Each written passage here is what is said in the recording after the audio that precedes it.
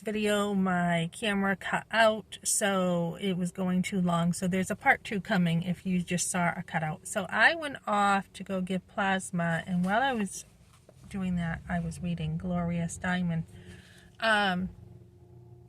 You know what? It's amazing to read her story. She talks about in here how,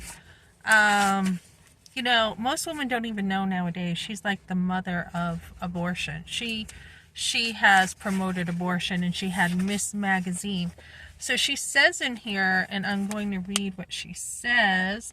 She basically says that Dr. John Sharp of London, who in 1957, a decade before physicians in England could legally perform an abortion for any reason other than the health of the woman, took the considerable risk of, my arm just hurt, referring an abortion for a 22-year-old American on her way to India.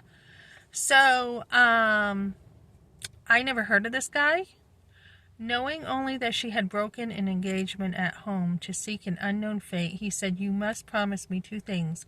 First, you will not tell anyone my name. Second, you will do what you want to do with your life. Dear Dr. Sharp, I believe you. You knew the law was unjust. Would not mind if I say this so long after your death. I've done the best I could with my life, and this book is for you." So, so far I've been reading how she had a very unconventional life growing up.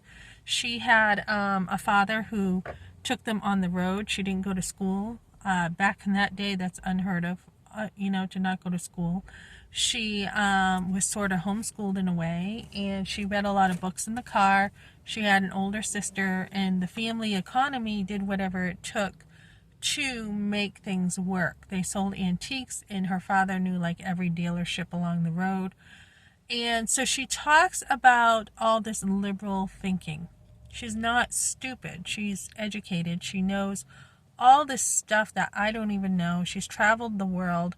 And so now in this book, she talks about a life that has been unseen for her, which is being on the road.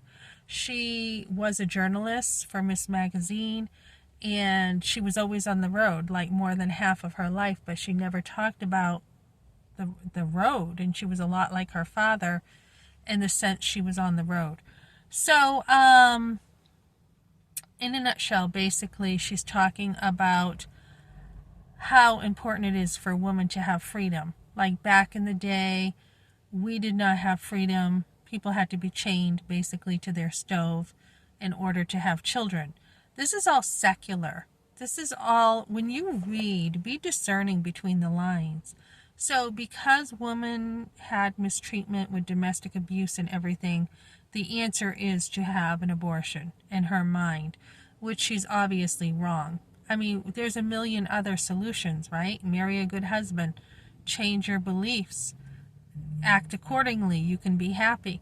So as I'm reading this, she is just, I'm trying to take something from her.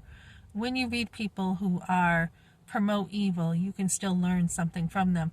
So what I have learned from her today is her magazine is what brought success, because she was able to tell women's stories, why they needed an abortion. So I think if we go the other way and we tell women's stories, it would be cool to have like another Miss Magazine, but tell the stories of abortion and how horrific it is. And I think, that would be a great thing to do, because we've seen stories of women having an abortion, but who has followed a woman after an abortion? Who has heard the trauma? Not enough people, or they wouldn't have abortions.